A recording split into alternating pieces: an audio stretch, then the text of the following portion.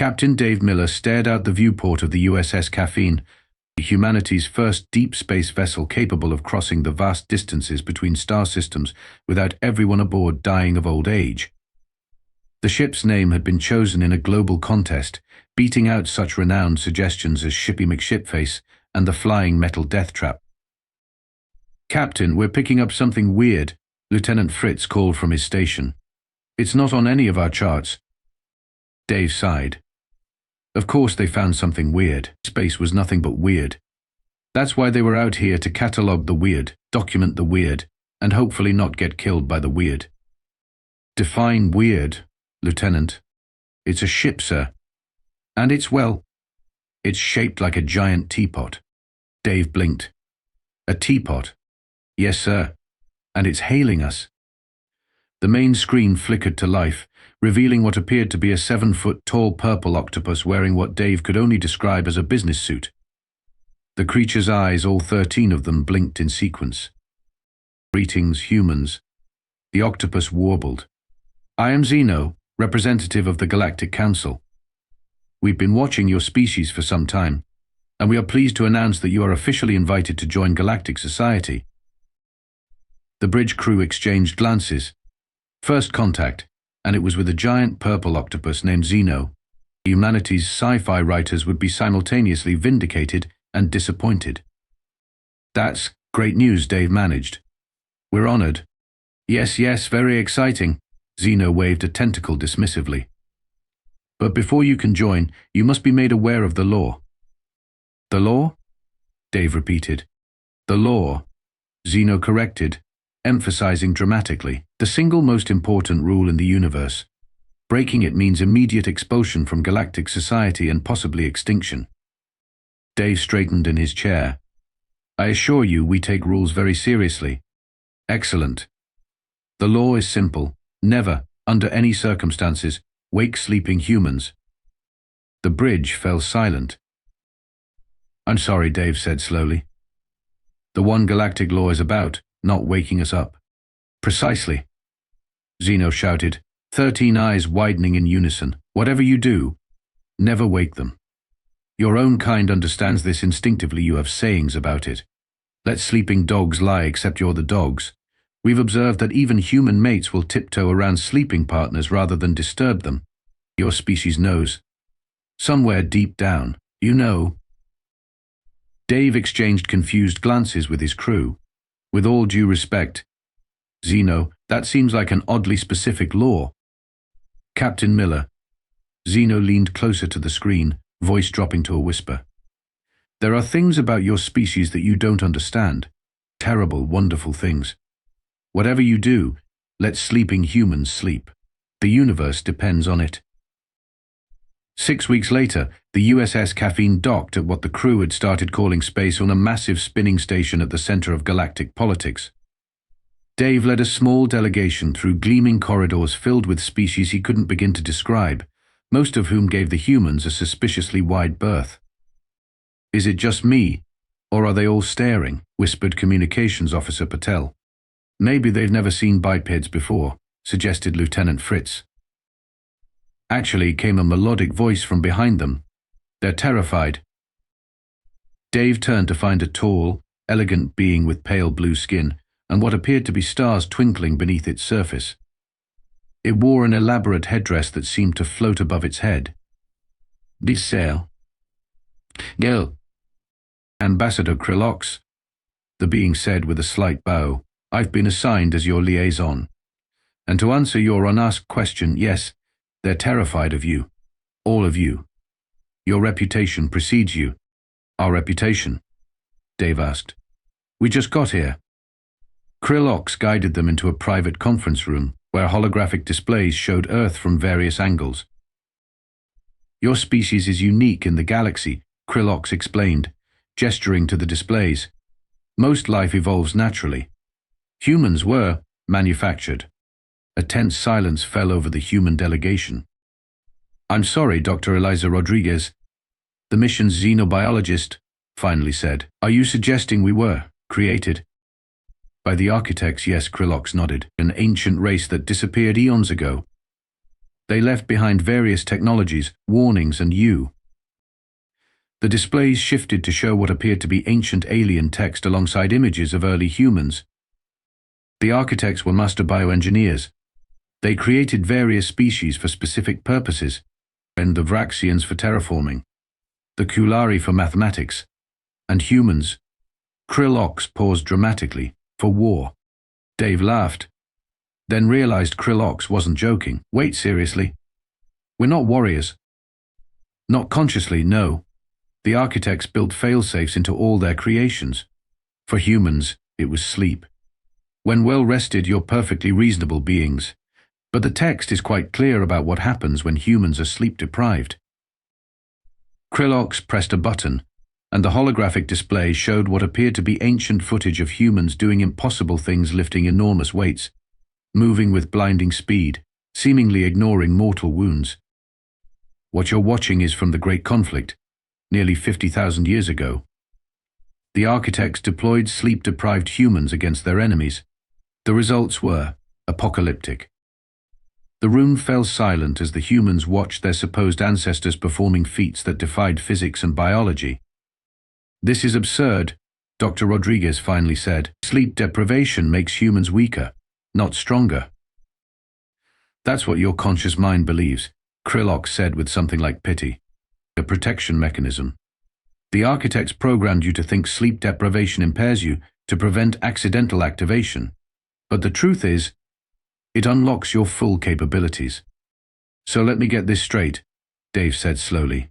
"The one galactic law is don't wake sleeping humans because we what? Turn into super soldiers?" "Worse," Krillox whispered. "You become unpredictable. The sleep-deprived human mind can temporarily perceive and manipulate quantum probability fields. You become reality benders." And Krillox shuddered delicately, extremely cranky while doing so. Lieutenant Jenny Parker had always been terrible at sleeping. Even as a child, she'd stare at ceilings while the rest of the world slumbered. On Earth, she managed with pills and meditation apps. In space, surrounded by the constant hum of engines, and the knowledge that only a few inches of metal separated her from the void, sleep became even more elusive. Which is why she was wide awake in the ship's observation lounge at 03:00 hours when the Vraxian diplomatic vessel docked with the USS Caffeine. "Lieutenant Parker," the ship's AI announced softly.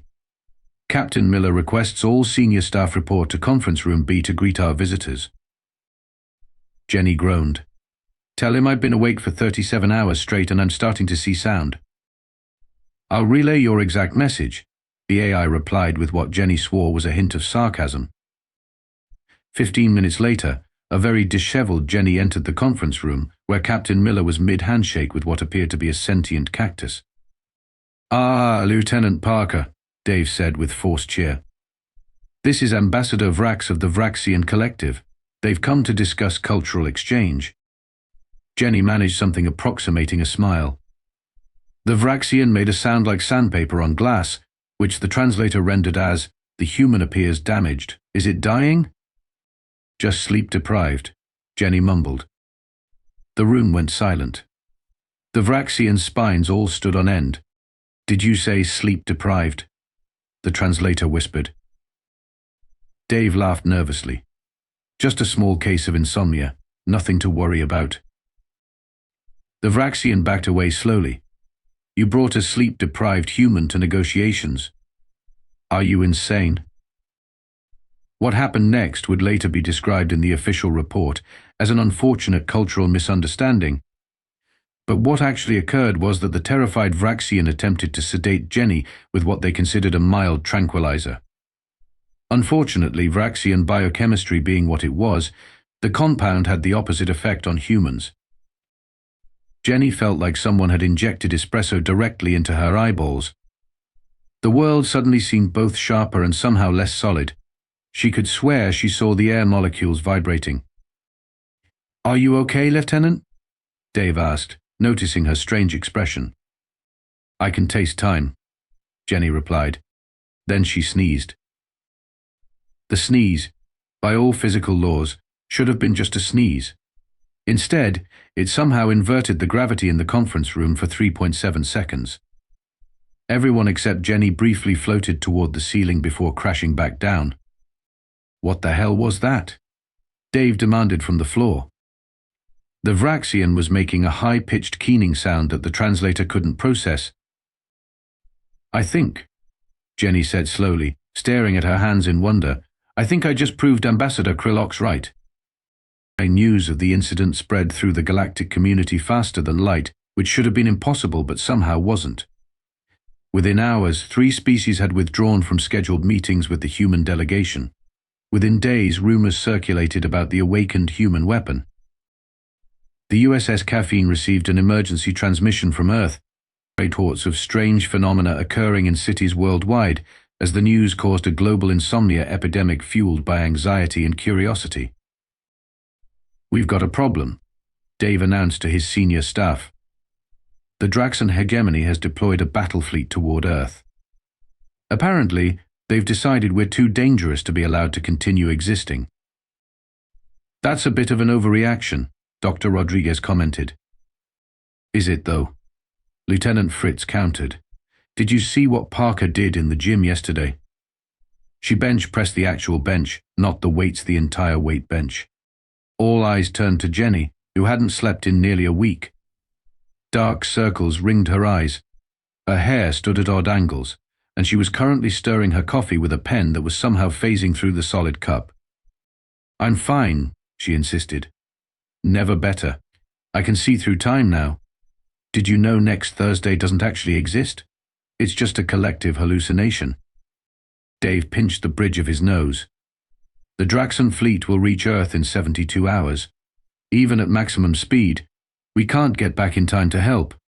We could if we folded space, Jenny suggested casually. That's not possible, Dr. Rodriguez said. It is if you've been awake long enough, Jenny replied with a slightly manic grin. Reality gets flexible when you stop sleeping. The quantum probability fields start to listen. Dave stared at her for a long moment. Are you suggesting what I think you're suggesting? Operation Insomnia, Jenny confirmed. We keep the entire crew awake for the next 48 hours, then make our move. That's insane, Dave protested. We can't deliberately sleep-deprive the crew based on alien legends and whatever is happening to you. Sir, Communications Officer Patel interrupted. We're receiving a transmission from Earth. The preliminary results from the global insomnia wave are, well, you should see for yourself. The main screen displayed footage from around the world. A college student in Tokyo, awake for 3 days straight studying for finals, accidentally solved 3 unsolvable mathematical problems by doodling in the margins of her notes. A truck driver in Brazil, fighting sleep on a long haul, briefly drove his 18-wheeler on the surface of a lake before realizing what he was doing. An insomniac grandmother in Detroit had apparently started communicating with her houseplants, who were now organizing to demand better fertilizer. It's real, Dave whispered. All of it. 48 sleepless hours later, the crew of the USS Caffeine was in various states of delirium. Some reported seeing through walls. Others found themselves inadvertently hovering above their chairs. Engineer Thompson couldn't stop speaking in rhymes and claimed the ship's engines were now powered by vibes and good intentions rather than antimatter. As they approached the Draxan fleet, Dave surveyed his bleary-eyed, reality-bending crew. Status report, he ordered, his own voice sounding strange to his ears. The laws of physics have filed for divorce and are currently in mediation, Lieutenant Fritz reported seriously. Weapons? Dave asked. Who needs weapons? Jenny laughed. She hadn't blinked in 3 hours. I sneezed earlier and accidentally created a small black hole in my quarters. I named him Terry. Right, Dave nodded, deciding not to question this. Battle stations. Everyone. Let's show these Draxans why the universe has only one law. What followed was the strangest space battle in galactic history. The USS Caffeine, piloted by humans who hadn't slept in days, moved in ways that violated every known law of physics. They didn't so much fly through space as suggest to space that it might be more convenient if they were simply elsewhere, and space obligingly rearranged itself. The Draxan ships fired salvos of energy weapons, only to find their blast transformed into swarms of electric blue butterflies. When they launched missiles, Jenny yawned at them, causing the missiles to forget what they were doing and wander off aimlessly into the void. Engineer Thompson, now communicating exclusively through interpretive dance, somehow managed to convert the Draxon flagship's engine core into a cotton candy machine. Within hours, the mighty Draxon fleet surrendered unconditionally to the bleary-eyed, coffee-stained crew of the USS Caffeine. The Galactic Council's emergency session was the most attended in recorded history. Representatives from over 3,000 species crammed into the Grand Chamber, all focused on the small delegation of disheveled humans at the center. Ambassador Krilox, now acting as humanity's advocate, addressed the assembly. Esteemed representatives, recent events have confirmed what the ancient texts warned. Humans, when sleep-deprived, can indeed manipulate the fundamental forces of reality. The defeat of the Draxon fleet, one of our most formidable military powers, by a single human vessel demonstrates this beyond question. Murmurs rippled through the assembly. The council elder, a being so ancient it resembled nothing so much as a sentient dust cloud, spoke next. What are the humans' demands? Will they conquer us all, reshape reality to their whims? We must know their intentions. Dave stepped forward, swaying slightly from exhaustion. We just want to go to bed, honestly. The chamber fell silent. Bed? The elder asked cautiously. Yeah, Dave yawned. Look, we've been awake for days. We're cranky, we're tired, and apparently we're warping reality by accident. Lieutenant Fritz turned all the water in his shower into maple syrup this morning. He didn't mean to, he just really wanted pancakes. Fritz nodded sleepily beside him. And so, listen. So here's our ultimatum, Dave continued. First, call off all hostilities against Earth. Second, help us understand these abilities so we can control them better. And third, he paused for dramatic effect, everyone needs to pipe down and let us get some sleep. Jenny stepped forward, looking particularly haggard, and coffee. We want a steady supply of good coffee, not that swill they serve in the galactic cafeteria. The coffee is non-negotiable, Dave added seriously. The council elder conferred with other senior representatives, dust particles swirling anxiously. Finally, it returned to address the humans. We find your terms surprisingly reasonable, but this situation reveals something troubling. Then, the ancient warning was clear. Let sleeping humans lie. Yet it seems the danger is not in waking you, but in preventing you from returning to sleep. Krilox floated forward. Perhaps we misinterpreted. The warning wasn't to protect sleeping humans from disturbance, but to protect the universe from humans who cannot sleep. So the one galactic law needs updating, Dave suggested. How about ensure humans get their recommended 8 hours, and for the love of everything, keep the coffee coming. After much deliberation, the Galactic Council unanimously approved the revised law. Treaties were signed, arrangements were made, and finally the crew of the USS Caffeine was allowed to sleep. As Dave drifted off in his quarters, Ambassador Krilox's voice came softly through the ship's communication system. Rest well, Captain. The universe will still be here when you wake. It better be, Dave mumbled before consciousness slipped away. 6 months after the insomnia incident, as it came to be known in galactic records, humanity had established a unique position in interstellar politics. The newly formed Human Sleep Regulation Authority became the fastest-growing department in galactic bureaucracy, with offices on every major world and space station.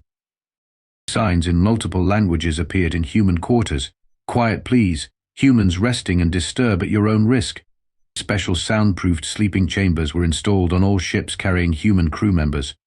Coffee plantations became the galaxy's most profitable agricultural ventures.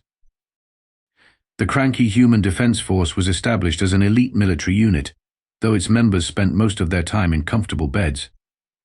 Their mere existence was deterrent enough no one wanted to be on the receiving end of what the Draxons now called the Yawning Death. Dave, now promoted to Admiral, sat in his office on the newly constructed Earth Embassy station, reviewing reports with Ambassador Krilox. It's remarkable how quickly the galaxy adapted, Krilox observed. Your species went from unknown curiosity to feared superpower to valued allies in less than a standard year.